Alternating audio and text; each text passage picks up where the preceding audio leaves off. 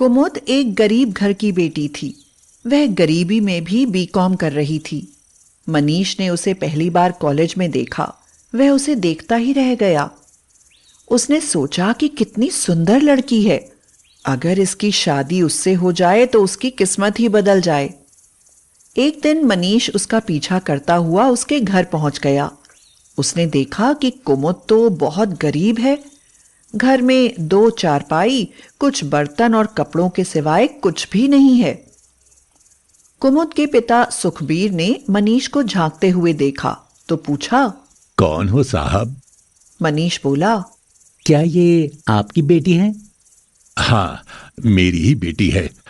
कोई गलती हो गई उससे क्या? नहीं बाबूजी, कोई गलती नहीं हुई। दरअसल मैं आपकी बेटी का हाथ मांगने आया हूँ। मैं इनसे शादी करना चाहता हूँ। आइए आइए, बैठिए साहब। मगर मैं तो आपको जानता भी नहीं। जानता तो मैं भी आपको नहीं, बस एक बार इन्हें कॉलेज में देखा तभी ये मुझे पसंद आ गई। आज इनका पीछा करते हुए मैं आपसे बात करने आ गया। हम 2 भाई हैं, माँ बाप नहीं है। मैं पढ़ा लिखा हूँ। दोनों भाई साथ में बिजनेस करते हैं। किसी चीज़ की कोई कमी नहीं है। आप चाहें तो पता कर सकते हैं। लेकिन बेटा, हमारे पास तो सिर्फ ये झोपड़पट्टी और सिर्फ बेटी है। मुझे आपकी बेटी के अलावा कुछ नहीं चाहिए। सिर्फ मुझे बेटा कह दीजिए, साहब नहीं। सुखबीर बहुत खुश हुआ। उसके तो भाग खुल गए जो इतना अमीर लड़का उसकी बेटी का हाथ मांगने आया है। सुखबीर ने हाँ कर दी। बहुत साधारण तरीके से कुमुद और मनीष की शादी हो गई। ससुराल में जाकर कुमुद ने देखा तो सोचने लगी, अरे बाप रे, कितना बड़ा घर है। कुमुद की जेठानी सोनिया बोली, क्या सोचने लगी कुमुद? ऐसा घर तो तुमने सपने में भी नहीं देखा होगा। कुमुद को लगा जैसे उसकी जेठानी ने ताना कसा हो। कुमुद को उसकी जेठानी उसके कमरे में ले गई। कुमुद ने उससे कहा, दीदी, बहुत प्यास लगी है। फ्रिज का पियोगी या घड़े का? वैसे फ्रिज का तो तुमने कभी पिया नहीं होगा, नॉर्मल ही ला देती हूँ। सोनिया पानी देकर बोली, अच्छा कुमुद, अब ये कपड़े गहने बदल लो। वैसे भी तुम्हें इतना बोझ लादने की आदत नहीं होगी। मनीष ने कुमुद से कहा, कुमुद, भाभी बहुत बड़े घर की बेटी हैं और पिताजी मरने से पहले सब कुछ बड़े भैया के नाम करके चले गए, इसलिए भाभी को थोड़ा घमंड भी है। लेकिन तुम उनकी किसी बात को दिल पर मत लेना। कोई भी बात हो तो मुझे बताना। ठीक है, लेकिन इस कमरे में इतनी ठंड क्यों है? मुझे सर्दी लग रही है। शायद तुम नहीं जानती होगी, इस कमरे में एसी लगा है। एसी? मैंने तो कभी सोचा भी नहीं था कि मुझे ससुराल में एसी लगा हुआ मिलेगा। चौंको मत कुमुद, यहाँ तुम्हें ऐसी बहुत सी चीजें मिलेंगी जो तुमने नहीं देखी होंगी। मैं तुम्हें वो सब सुख दूंगा जिनसे तुम वंचित रही हो। सुबह उठकर कुमुद ने अपने मायके की साड़ी पहन ली। सोनिया गुस्से में बोली, ये तुम्हारा झोपड़पट्टी वाला मायका नहीं है। ये क्या पहना है तुमने? कोई क्या कहेगा? हम बड़े लोग हैं, यहाँ ऐसे कपड़े पहनोगी? मैं दूसरी साड़ी लाती हूँ। सोनिया कुमुद के कमरे में गई तो एसी चला हुआ था। एक भारी सी साड़ी कुमुद को देते हुए वह बोली, महारानी, पूरी रात एसी चलाया है, जानती हो इसका बिल देना पड़ता है। पर तुम्हें कैसे पता होगा? तुम्हारे घर में तो पंखा भी नहीं था। हाँ। सोनिया बात बात पर कुमुद को मायके की गरीबी के ताने देती थी, लेकिन कुमुद सब चुपचाप सहती रही। ऐसे ही 1 साल गुजर गया। एक दिन कुमुद हॉल का एसी झाड़ू से झाड़ रही थी। अचानक से एसी में स्पार्किंग हुई और वो बंद हो गया। सोनिया जोर से चिल्लाई, तुमने इसमें क्या कर दिया? इसकी कीमत जानती हो? इतना तो तुम्हारे पिता ने तुम्हारी शादी में भी नहीं लगाया जितनी इसकी कीमत है। कभी कुछ देखा होता तो पता चलता। हाँ। कुमुद अपने कमरे में जाकर रोने लगी। मनीष अपनी भाभी की आवाज सुन रहा था। मनीष आकर सोनिया से बोला, भाभी, ये क्या है? तुम बार बार उसे उसकी गरीबी का ताना देती हो। आखिर वो बेचारी कब तक बर्दाश्त करेगी? तो सोनिया बोली, ओहो, उसके लिए आज भाभी से तेज आवाज में बात कर रहे हो? बर्दाश्त करने की जरूरत ही क्या है? हमने तुम लोगों का ठेका नहीं लिया है।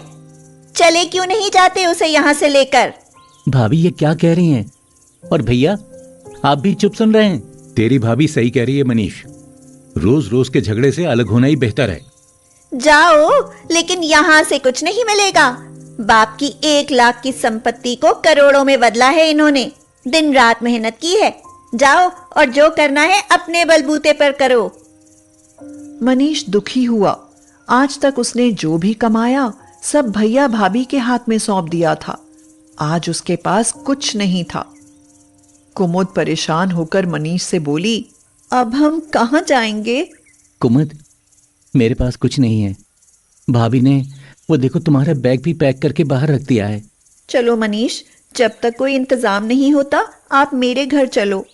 कुमुद मनीष के साथ अपने घर आ गई। बहुत गर्मी थी।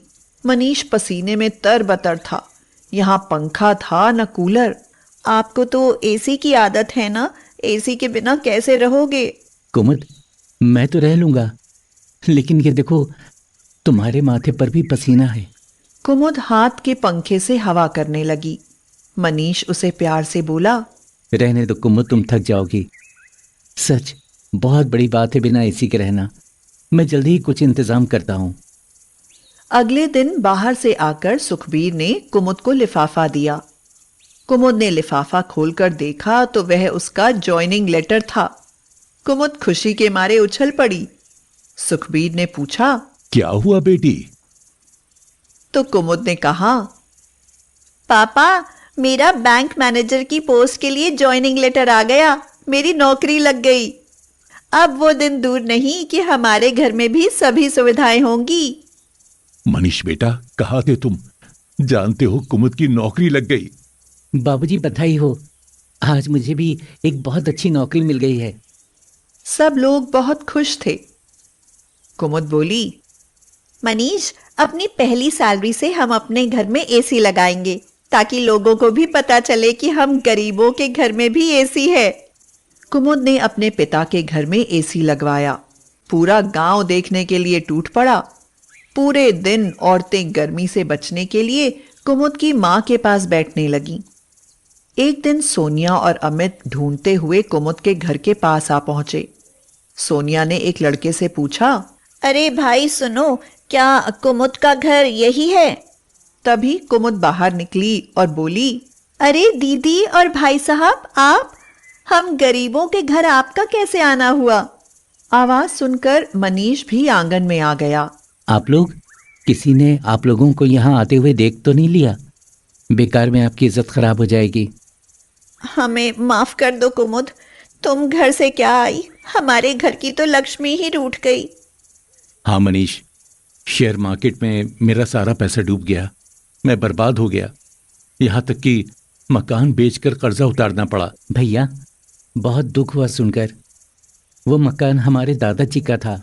तुम दोनों हमें माफ कर दो, हमको हमारे किए की सजा मिल गई है। दीदी, ये क्या कह रही हो? आप बड़ी हो, हमसे माफी मत मांगो, हमें आशीर्वाद दो। आओ भैया, भाभी अंदर आकर बैठो। जिस एसी के लिए हमें घर छोड़ना पड़ा, आज हम गरीबों ने भी वो एसी लगा लिया है। हम लोग बहुत खुश हैं। जब तक आपकी कहीं व्यवस्था ना हो, आप हमारे साथ रहो। सोनिया और अमित रोने लगे। तुम दोनों बहुत अच्छे हो। मैंने कुमुद की गरीबी का मजाक उड़ाया और आज मेरे सामने उससे भी ज्यादा बुरे दिन आ गए। नहीं दीदी, दिल छोटा मत करो। हम सब मिलकर सब कुछ ठीक कर लेंगे और फिर से सब एक साथ रहेंगे अपने एसी वाले घर में। एक बार सबके चेहरे पर फिर से एक हंसी लौट आई।